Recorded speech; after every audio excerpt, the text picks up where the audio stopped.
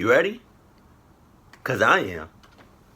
I sure as hell hope you are ready too. Cause I got mine. You already know I got mine.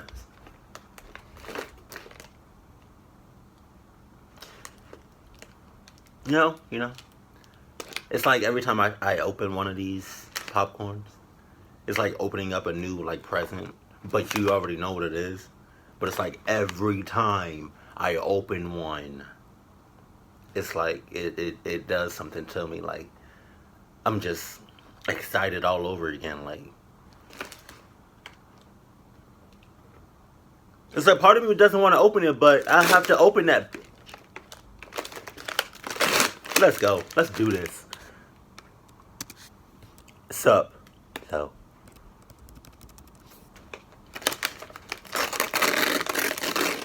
Oh man. The following stories are. I'm not finishing that. Oh. The following encounter happened to me this week. Oh, so. Note, I'm a male in his mid-30s, and English is not my first language. Okay. I remember feeling sick to my stomach, while tears ran down my cheeks into my beard. I just realized what that says. It says free hugs, and then it has two arrows pointing to straight darkness. Are you serious? You haven't got to be an idiot, a fool, a dumbass to fall for that. Who like, come on. You fall for that, you deserve to die. You know? Just saying. Free hugs, my ass. I was sitting in my car on the side of the highway at around midnight, in between two major cities in Europe. Maybe less than an hour earlier, I had fought bitterly with my girlfriend. We both got mad at each other. She got passive-aggressive, and I began to yell at her. I couldn't even stand to be with her that evening. So I got my keys, slammed the door, and drove off to my apartment in another city. I had to take a little break during my drive home. The episode with my girlfriend woke emotions that were too great for me to ignore. So I stood there on the highway with my blinking light and no engine turned on.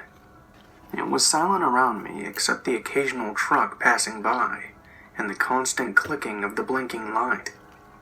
My body was tight and my mind ran through the escapade again and again. I hate when that happens, so I decided to continue driving.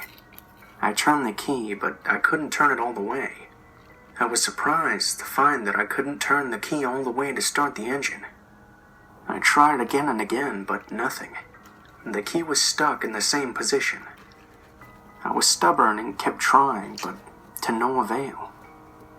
Thoughts of staying my night on the highway rushed to the forefront of my mind. You better rush to... Why?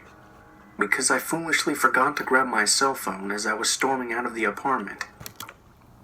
It kind of sounds like you were foolishly, you foolishly forgot your Adidas, There are three things you should never, four,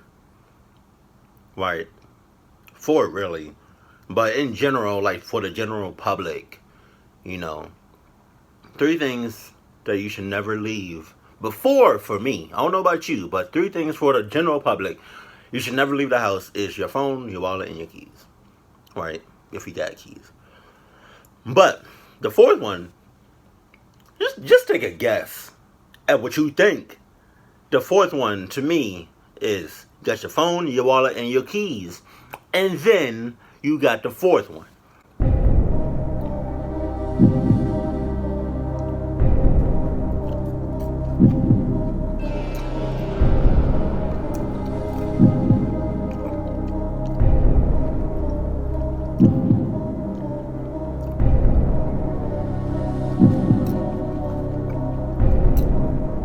Adidas. There you go.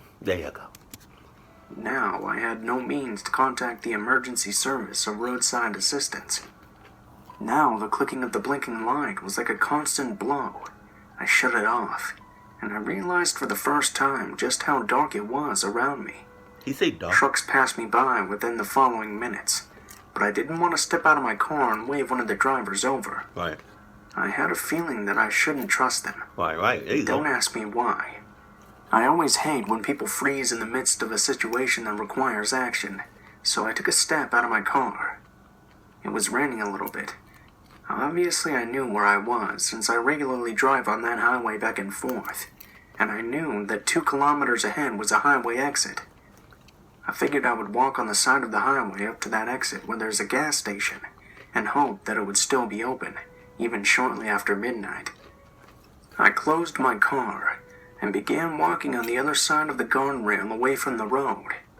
The road was on my left, and trees illuminated by moonlight were on my right. I confess I was scared, very much so.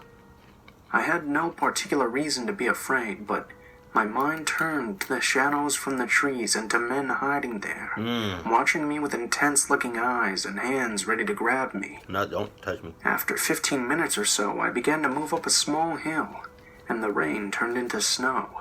Right. It was snowing for a while there, because the earth and the trees were already covered in white. After yet even more time, I finally saw the exit in the distance. I reached it faster than I thought I would. I had miscalculated how far it was, but that was all right. I was happy to be so close to light, people, and a phone that I could use. Right before the exit, there was a bridge that went over the highway. When I was about to pass under it, I saw a lone person jogging. I stopped and looked up in surprise. I could only make out a silhouette, yet I clearly saw a woman, ponytail, small and athletic, crossing the bridge. What woman would want to jog around midnight on a road close to a highway? Don't find it the out. wooded area on both sides of a bridge. Don't check it out. Seconds later, she was gone. See? I looked to see if I could make her out within the darkness, but I couldn't. Still weirded out, I continued walking and passed under the bridge. A couple meters further down the highway, I took the exit. Now, in order to take the exit by foot, I had to get over the guardrail because there were thick bushes too close to the side of it that I was on. So basically, I was walking on the road down the exit to the gas station. On the right side of me, behind the bushes, there was a trail.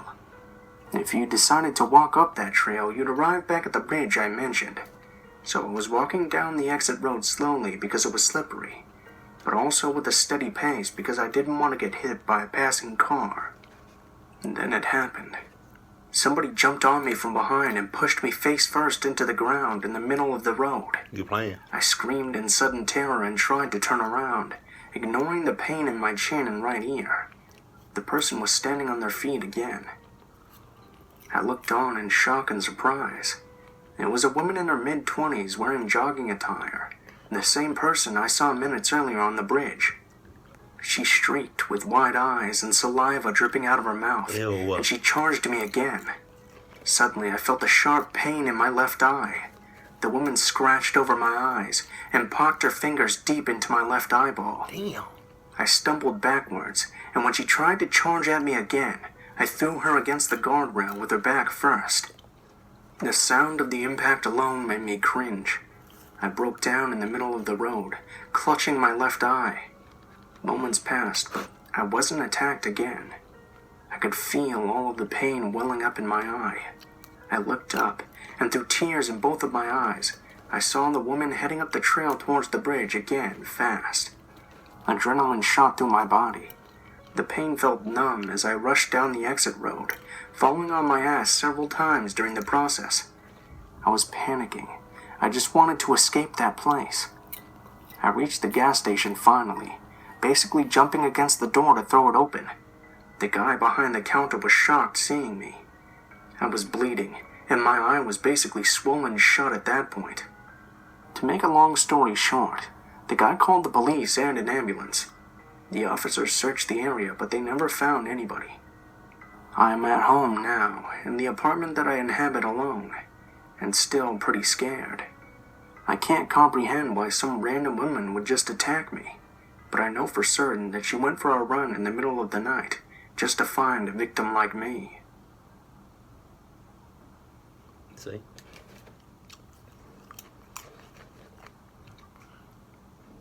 No. When I was 11, we, my single mom, 9-year-old sister, and 6-year-old brother, moved into a beautiful older craftsman-style house. Why? I'd heard it was around 80 years old back then in 1984. Soon after we moved in, we found out it was infested with cockroaches. Oh. I've never seen anything like it. You'd turn on the lights at night, and they'd scatter from every surface. We had to store all our food that wasn't canned in the fridge, so they wouldn't be able to get into it. We tried bug bombs and professional exterminators numerous times, but with no effect. Those things really can survive a nuclear war. Anyway, they weren't the reason we lived in the house less than a year before fleeing for our lives.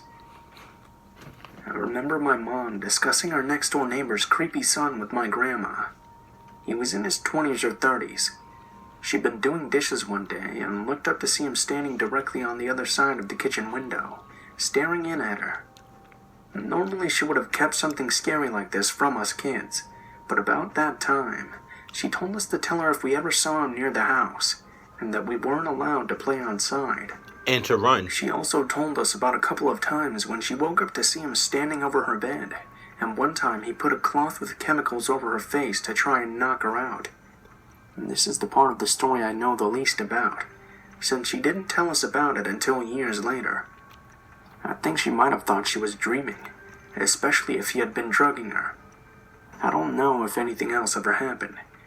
I never asked her about it in case something did, and it brought up bad memories.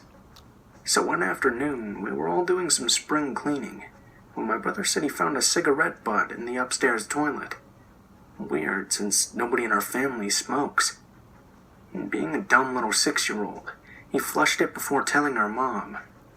And I still remember her trying to get the entire story out of him, being upset that the evidence was gone, and thinking he might have maybe been mistaken, or maybe he'd picked up a butt somewhere outside out of curiosity.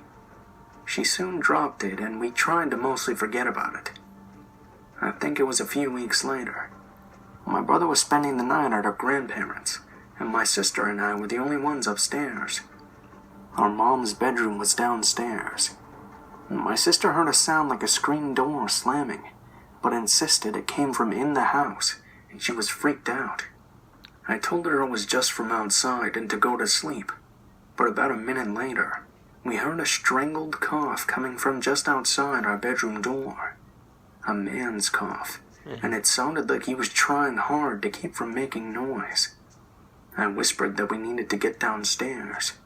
We sneaked out of the room, and I had the irrational urge to turn on the light in the bathroom, which was just across the hall from our bedroom, to check to see if anyone was there. You playing? Then I felt just as strong of a feeling to get away from the bathroom and get downstairs now. The scariest moment of my life was when we were creeping down the stairs in the pitch black. It was a spiral enclosed stairway with walls, the perfect place for somebody to hide. The stairway light was burned out, and the wood steps were creaky, so it was terrifying making our way down. When we got downstairs and woke up our mom, panicked that there was a guy upstairs in our bathroom. She started to tell us to go back to bed, but she could see that we were seriously scared. She went over to the bottom of the stairway to go up and show us there was nothing to be scared about. But then she had just as strong of a feeling to close the stairway door and lock it now. Man. She did. Called the cops, but they never found anything and didn't take it very seriously. The next day, she called a PD detective friend of hers from high school to come over and inspect the house. Remembering the cigarette butt in the toilet, she had him look at the upstairs bathroom window. It was a high, narrow, rectangular window. Not very big, but just wide enough for a person. Who knows how many times the intruder climbed up our roof to get in, and was upstairs while we were sleeping across the hall. The window swung up on hinges. When my mom's friend let the window drop, it sounded just like a screen door slamming. He said the locks on all the windows were so old they were practically useless, and we needed to get out of the house immediately. We moved into my grandparents' that day. When my mom went with her brothers a few days later to pack up some things, a back door had been smashed open, but nothing in the house was disturbed or stolen. A few years later, we heard the neighbor's son was arrested for rape and attempted murder. I wonder what might have happened if I had turned on the bathroom light that night, if my mom didn't lock the stairway door, or if we didn't leave the house when we did. You would have got clucked up. bad. Why would you even live in a house like, oh my, look at that house. My dad worked at a beachside bar and grill when I was little. In addition to being a chef, he ran and DJ'd the bike and car shows for the restaurant. The car shows were usually on Wednesdays, and the bike nights were on Friday. The car shows were on a school night, so I was rarely allowed to go, but my father would often bring me to the bike nights. By all accounts, I was an adorable and pretty mellow kid, and the bikers absolutely loved me. And yes, you might say this was no environment for a little girl, but I learned a lot about loyalty and friendship from being around bikers. My dad told me that some of them would call into the restaurant just to ask if I would be there that week, and they'd often bring me stuffed animals and candy. My favorite of the bikers was a man that I affectionately called Uncle Teddy. He was a friend of my parents and an absolute mountain of a man, around 6'8" and 400 pounds easily. He was an ex-Marine who loved his Harley and his cigars, and every week for 5 years he would bring me a Butterfinger and a Beanie Baby. I was 6 years old the night it happened in 2003. My father had brought me to the bike show as he normally did, but I couldn't keep my eyes open past 8 p.m. The show didn't end until 10, so my dad had gotten into the habit of putting me into an air mattress in the back of the restaurant, and he and Teddy would check in on me every 15 minutes. I was asleep when I felt a hand on my shoulder.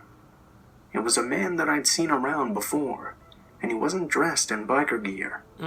He was wearing a short-sleeved plaid shirt and jeans, and looked greasy but not particularly scary. He smiled at me and told me his name was Sean, and that he was a friend of my dad's. Okay. He said that my dad had asked him to drive me home. My parents tried to ingrain stranger danger into me, and they told me 1,000 times over to never talk to anyone I didn't know. Right. But he knew mine and my dad's name, as well as the nickname everyone called me. I bought it hook, line, and sinker. I got up, grabbed the flamingo Beanie Baby Uncle Teddy had given me, and started to walk towards the parking lot.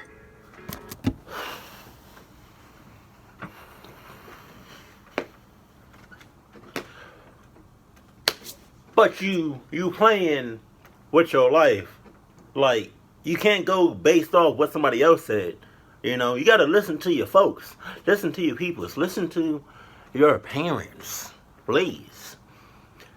You know, never listen to someone that you, or, you know, that you never met before. You know, even if you did meet the person. If you feel in some type of way, if you have second thoughts, don't go for it. You know, point blank period. Like, you like, certain things in this world that you just don't do, and if you having second thoughts, maybe you shouldn't do it. You know, because what you're doing, you playing, you clucking up right now. Like, you clucking up real bad. I can't. If I was, trust and believe me, bro. If I was in your situation, going off based off what my parents said, you know, I can't. I'm just gonna stay here. Like, I've never seen you before. You say that, you know, you're friends with my parents, but I've never seen y'all actually interact with each other. I've never seen y'all in person together. So somebody's lying. That's all I'm saying, though. Like, don't touch me. Don't don't touch me, though. I'm being dead serious.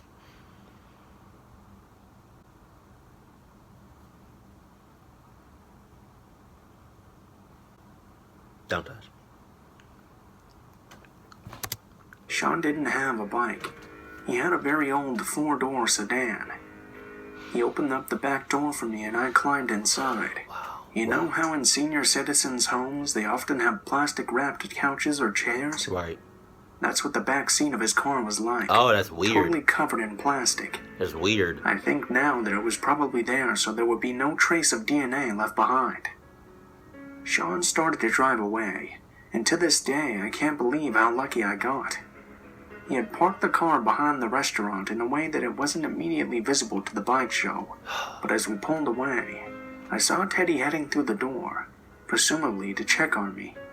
He just happened to look up at that exact moment, probably to acknowledge the car, and I smiled at him. Uncle Teddy didn't waste a moment, didn't even stop to tell my dad what was going on.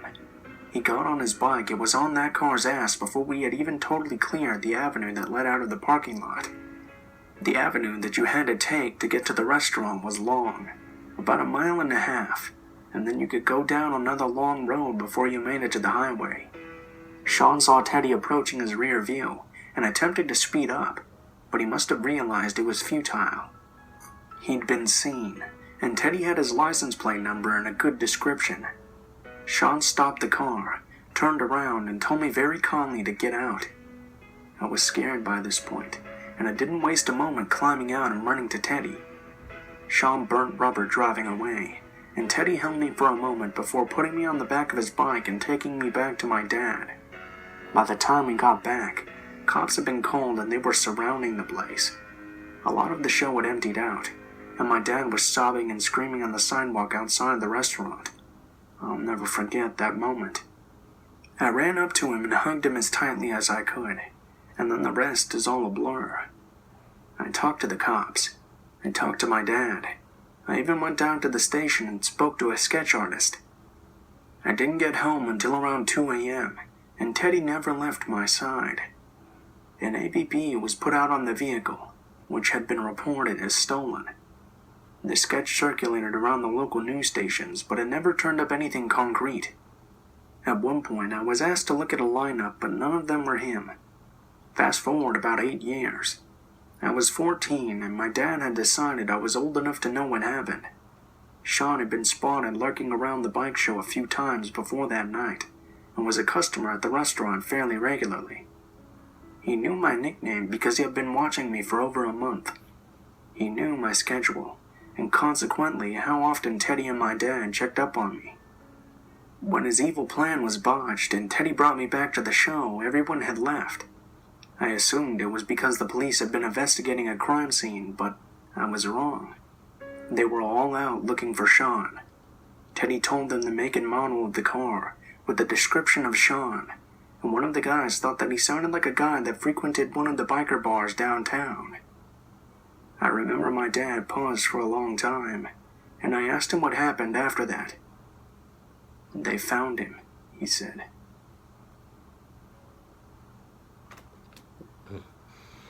I hope you don't cluck up like that again. Straight. So this happened tonight at work, and everybody is pretty shaken up over it, as I think some next-level horror movie shit happened this evening. Some background info.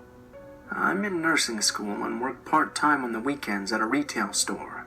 Home decor, furniture, and whatnot. Right. And we have about 20 employees.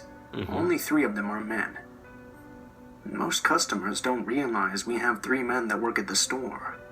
We constantly hear, "Y'all need to hire some men to help move that furniture around." Tonight, me, another associate, a manager, all of us female, and our stockroom maintenance guy who doesn't leave the stockroom were working the closing shift. We were scheduled to close at around 9, but shut the store down just before 8 because of this incident. The other associate and I are in the register area, straightening things up before close and shooting the shit because there are no customers in the store. The last customers that came had left about 45 minutes prior to this time. The phone rings suddenly. My coworker answers the phone, puts it on hold, and calls out for the manager. The caller wants to speak to them. Our manager comes up, answers the phone, and gets a weird look on her face. My boss is a badass of a woman who doesn't get shaken up easily. I watched a customer get 2 inches from her face, call her a fucking cunt, and watched her throw her head back and laugh before telling them to get out. So seeing her with this strange look, my coworker and I stop and listen. She puts the caller on hold, points to me and says, "Come to the office with me," in a quick, nervous tone. As we're walking to the office, she tells me that the caller is a man, says he's from corporate, and that there's been an incident. He told her to go into the manager's office to talk on the phone, but she feels like something isn't quite right and wants someone to listen in on the call, sort of like a witness. Now, our manager's office is inside of our stockroom. Our stockroom is entirely concrete and stacked with merchandise. There are no windows in the stockroom or my manager's office. My coworker is on the sales floor continuing to work. Our stock guy is in the stockroom putting furniture together outside the office door, and my boss and I are in the office with the door open. She takes the guy off hold and puts the phone on speaker. This is about how the conversation went. Hello, I'm calling from corporate. There's been an incident at another store with an irate customer. I need you to speak to him, but don't make him mad. The call is quiet for a few seconds. Then what sounds like the same man from corporate comes back on, obviously pretending to be someone else. What's your name? My boss says her first name. What's your last name? She gives the first initial of her last name. How old are you? Who is this? I'd like to speak with the man from corporate. Do you know what I do to people who make me fucking mad? My boss and I stare at each other. She quietly stands up from her chair. The minute she stands up, mind you, she stood up quietly and slowly. The caller says, "Why are you standing up?" Oh, no. My boss quietly picks up a permanent marker and throws it through the doorway at our stock guy, trying to get his attention. The second she throws the marker, the caller says, "And why are you trying to get his attention?" Wow. The stockroom has no windows. The only way the caller could have seen my boss stand up and throw the marker was if he was in the stockroom or watching through the office security cameras. My boss slammed the phone down. We must have had some sort of unspoken immediate understanding, because we both bolted out of the office, out of the stockroom and onto the sales floor. We ripped the front doors shut, locked them, and yelled at the other associate to get in the office now. We slid a couch in front of the doors and bolted back to the office. Me, my boss, the other associate, and our stock guy all ran in there, slammed the door and locked it. I grabbed the phone and called 911. My boss, who has a license to carry, pulls out a 9mm handgun out of her purse and stands next to the office door while I'm talking to the dispatcher. The police are there, beating on the front doors in about 5 minutes. We can see this on the security camera TV feed in the office, so my boss grabs her ID and gun license out of her wallet, opens the door, and we shut and lock it behind her. We watch her on the security cameras walking through the store and letting the police in. 3 cops search the entire area. Bathrooms, register, walls, break room, office, and stockroom. They even climb up onto the merchandise shelves that go up to the ceiling and search. They have 2 patrol cars drive through the shopping plaza, front and back, and they even check our dumpsters. They don't find anyone suspicious inside or out. We called corporate and relayed the story on speaker with the police. No one from corporate had called us. There was no incident at any other store. They insisted that it was a prank call until they hear the "why are you standing and why are you trying to get his attention" part. The police and us at the store insist that someone has hacked the security cameras. We have Wi-Fi that's password protected and we don't know the password, so maybe they used that. We don't know, but the only way the caller could have seen my boss stand up from the chair and toss a marker is if there was a guy in our stockroom or watching the security camera live feed. They insist that that's impossible. So, tech people, what are your 2 cents in this security camera business? And all others, what are your inputs?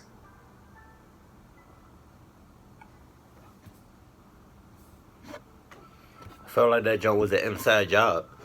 What is up, guys? Blue Spooky here, as always. I just wanted to thank you guys so much for watching, especially if you made it this far to the end of the video. I know I said I was going to start putting out videos more regularly, but wouldn't you know it, something happened right after I said that. So, as for a little bit of an update as for why I haven't posted any videos for about the last week and a half, turns out that my YouTube account and my AdSense both got hacked by some random guy. Nope. So I had to get in contact with Google and get that all taken care of, and we're still getting it sorted out. But at this point, I've regained control of my account, and I can start posting videos again. So thank you guys for being so patient and bearing with me through all this craziness. There's been a lot going on lately, but I'm gonna try my best to get back to a normal schedule now that all of this is finally over. If you guys liked the video, please feel free to leave a like, comment some feedback, or subscribe if you feel so inclined. If you'd like to contact me, or if you'd like to send in a story you'd like me to read, or one that you have yourself, please be sure to look in the description of the video below for all of my social media. This includes my Facebook, Gmail, and Twitter. I try to check them all as often as possible. If you do decide to send in a story, please make sure to include in the title or subject what the type of story is, if it has any, how you'd like to be credited in the description of the video it appears in, and what the title of your story is. If you guys are curious at all about the music used in this video, please be sure to look in the description as well.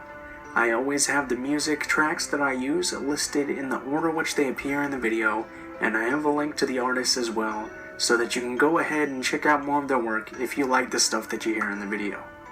Last but not least, if you guys really like my content and you feel like you'd like to support my channel, please be sure to take a look in the description and click on my Patreon link.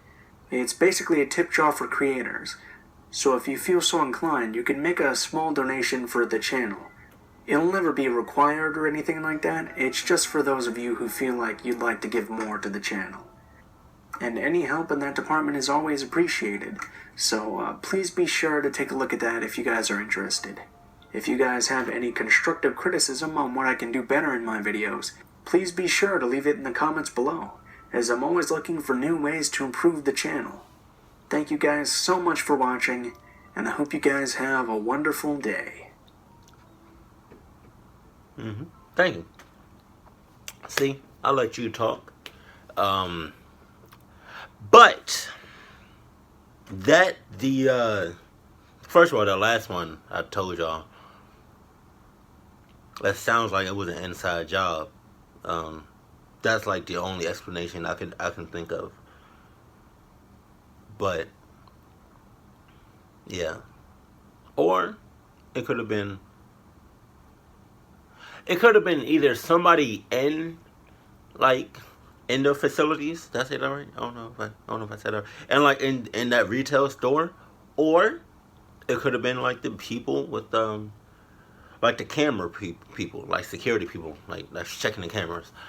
But the one that stuck out most to me was the Teddy one. I think it's the story before the last one, where the kid got took, and he really didn't. He was kind of skeptical about going with this stranger, bruh. Like, that's the key. That's the key word of this whole, like, this whole video.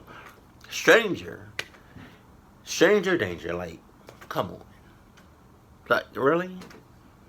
How do you still go with someone? You can't go based off what a stranger said. Like, that's like you going based off what a stranger says. It's like me saying,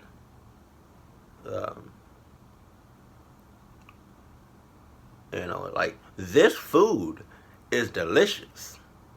It's hella good. But I never had it before. See? It makes no sense. I was about to curse. It makes no clucking sense. But you gotta listen to your folks. Listen to your peoples. Listen to your parents. Listen to whoever you look up to. Whoever is in charge of you. Like, you can't be clucking up like this all the time. You cluck up on a regular basis, like, then we can't be friends. We can't be anything. Because the chances of you, how you keep clucking up, your clucking up is going to rub off on me, and I don't want that. I don't cluck up. I have I was about to say I've never clucked up before, but I have clucked up a couple of times in my past. And I'm not too proud of it, but I am a new person. I am a better person. So, you know, I don't intend on clucking up anymore. But yeah, if there's anything that you took away from this video, well, if you haven't taken anything away from this video, take this. Whenever you leave the house, make sure you got your phone, your wallet, and or keys. And if you got it, Adidas. You know, because I'm pretty sure you have a phone. Pretty sure you have keys. Yeah. Keys to the house. And keys to a car. Pretty sure you got a wallet.